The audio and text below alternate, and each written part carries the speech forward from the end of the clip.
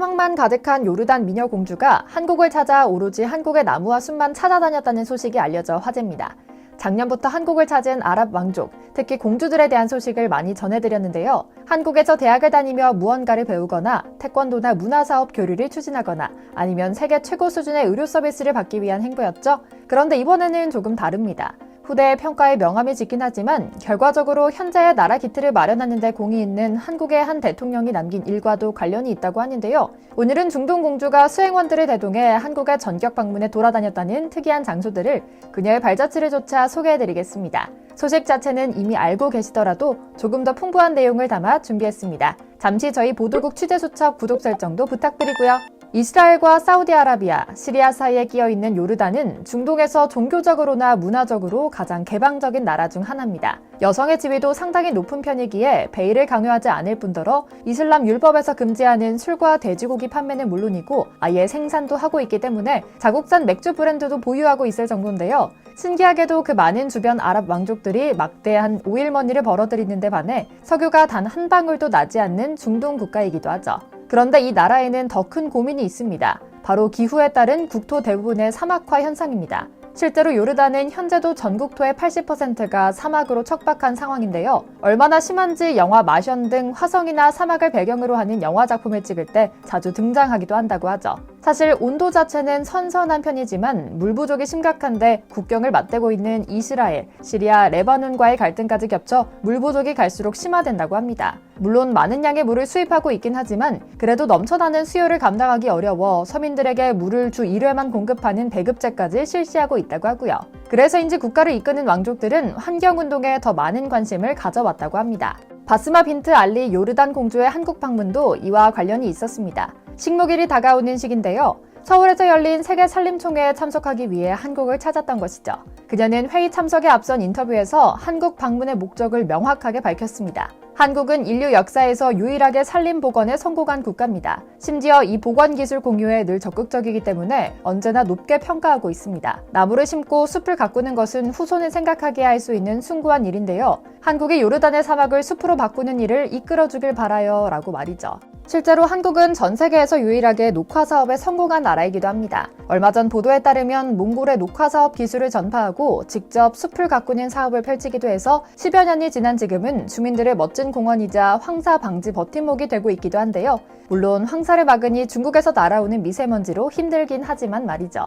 사실 그녀는 단순히 요르단만을 위한 부탁을 하러 온 것은 아니었습니다. UN 식량농업기구 홍보대사 자격으로 방문해 급격한 전 지구적 기후변화에 대응해 한국의 녹화 사업 노하우를 배우기 위해서였는데요. 그녀와 수행원들은 국립수목원에도 방문해 종자은행에 들러 한국의 선진관리 기술을 보기도 하고 올리브나무를 심는 행사에 참여하기도 했죠. 물론 빠지면 아쉬울 K아트 기념사진도 잊지 않았고요. 그녀는 환경 문제만큼은 국경이 없다. 지구촌 시민들로서 공동의 환경 문제에 공동으로 대응해야 하는데 한국이 녹화 사업에 선두에서 큰 기여를 하고 있다는 사실에 한국인들도 자부심을 가지면 좋겠다라는 후기를 남기기도 했습니다. 그녀의 딸 또한 어머니의 뜻을 이어 대학에서 국제개발 분야 중 종다양화, 해양보존, 녹화 사업에 관한 공부를 하고 있다고 하는데요. 곧 요르단 공주가 한국에서 생활하는 모습을 볼 날이 올지도 모르겠습니다. 이렇게 요르단 공주가 인정한 것처럼 한국은 녹화 사업 분야에서 단연코 세계 최고 수준의 노하우를 보유한 나라입니다. 하지만 여러분도 너무나 잘 알고 계신 것처럼 녹화 사업이 뛰어난 것은 녹화 사업을 해야만 했던 쓰라린 역사가 있기 때문이기도 합니다. 실제로 본래 한반도는 산지가 많아 숲이 울창한 나라였다고 하는데요. 16세기 즈음부터 인구가 늘어나고 자연스레 목재 수요도 증가했죠. 물론 18세기 조선에서는 금산을 정해 국유화하고 조정주도로 대규모 나무 심기를 시행하기도 했으나 급증하는 수요를 따라가기에는 역부족이었습니다. 결과적으로 조선 말기부터 도시 주변의 산림 자원은 빠르게 줄어들었고요. 이어 안타깝게도 일제에 의해 한국에 들어온 아카시가 빠른 속도로 전국에 퍼지는 상황으로 이어졌죠. 당시 독일의 기자 지그프리트 겐테가 저술한 책인 신선한 나라 조선 1901에서 조선의 민둥산을 보고 묘사한 글을 봐도 상황의 심각함을 그대로 느낄 수 있습니다. 그는 특히 남산의 황폐함에 참담함을 느꼈던 것 같은데요. 남산 꼭대기에서 한양을 내려다보면 나무 하나 없는 산봉우리는 비바람에 마모돼 마치 서울이라는 도시를 사납게 내려다보고 있는 듯했다. 이 도시는 500년 동안 끊임없이 벌목을 했으니 지금 이렇게 완전히 헐벗고 황폐화한 것이다. 하지만 강원도와 함경도의 깊은 산골에 울창한 산림이 있는 곳으로 밀어볼 때 예전엔 이곳도 울창한 숲으로 우거져 있었을 것이다 라는 기록에 걸맞게 조선 총독부 역시 한반도 내의 산림 분포를 조사한 조선 임야 분포도를 보면 인구 밀도가 낮은 지역을 제외하면 모든 곳이 민둥산이라고 기록돼 있기도 하고요.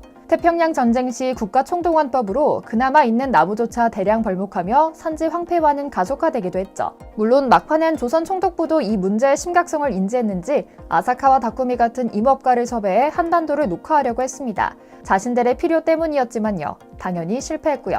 그런데 하늘도 무심하게도 한국은 전쟁까지 겪어야 했습니다. 한국전쟁 과정에서 수많은 산림이 파괴됐으며 이후에도 전후복구와 난방을 위한 목재가 많이 필요했던 것인데요. 이때 그나마 남아있던 깊은 산속의 나무들까지 벌목됩니다. 어찌나 심각한 수준이었는지 당시 UN 보고서에서는 한국의 산림이 복구될 수 없다라고 단언할 지경이었죠. 그런데 한국인 특유의 능력 발휘는 전쟁의 상흔이 다 아물기도 전에 금세 나타났습니다. 1960년대 중반에 박정희 정권이 들어오며 산림 녹화에 강력한 행정력을 투입하자 상황은 급변한 겁니다. 나무를 심으라는 명목으로 받은 국제기구의 예산을 갑자기 석탄 개발 사업에 투자합니다. 당연히 국제기구는 발칵 뒤집혔고요. 그러나 정부는 나무가 자랄 환경을 만들기 위해 우선 난방 문제를 해결해야 한다라는 논리로 녹화 사업의 발판을 단단하게 만듭니다. 이때 산림청을 만들어 사업을 지원하고 나무 심는 업무를 새마을운동과 연계해 더욱 탄탄한 행정 지원 체계를 구축하기도 했고요. 즉 나무를 심는 작업을 진행함과 동시에 나무를 베지 않고도 살아갈 수 있는 여러 사회 문제들을 해결하는 데도 힘을 쓰는 양동 작전을 구사한 것이죠. 결과는 성공적이었습니다. 물론 과하게 무리한 추진을 한 탓에 부작용도 있었습니다. 외래종 중 빠르게 자라는 품종 중심으로 도입해 생태계가 문란해졌다거나 숲이 남아있음에도 경제성이 없다는 이유로 벌목해버리는 등의 문제가 있었던 것이죠. 그러나 최근 들어 다시 국내종으로 바꾸는 사업이 추진되는 등 점차 성숙하고 건강한 숲을 가꿔가고 있어 미래는 더욱 밝아지고 있습니다. 그러나 중요한 점은 이런 우리의 녹화사업 성공 스토리는 전 세계 수많은 나라에 감동과 희망을 주고 있다는 점입니다. 특히 기후변화로 고통받는 건조기후 지역에서 일어나는 녹화사업에는 한국의 입김이 많이 들어가고 있습니다. 개발도상국의 제조림 모델이 되고 있는 것인데요. 실제로 한국산림청은 미얀마 공무원을 대상으로 연수과정을 운영하고 코이카로 이관해 150만 불 규모의 녹화사업을 진행하기도 했고 에티오피아, 인도네시아 및 몽골은 물론이고 호주, 뉴질랜드 등 서양 선진국에도 노하우를 전수하고 있다고 하는데요. 그래서인지 국제기구나 회의 등이 열릴 때 한국인이 나타나기만 하면 그곳에 있는 모든 외국인이 국적 불문하고 벌떼처럼 몰려와 따로 이야기 좀 하자며 애원한다는 이야기도 전해지고 있죠.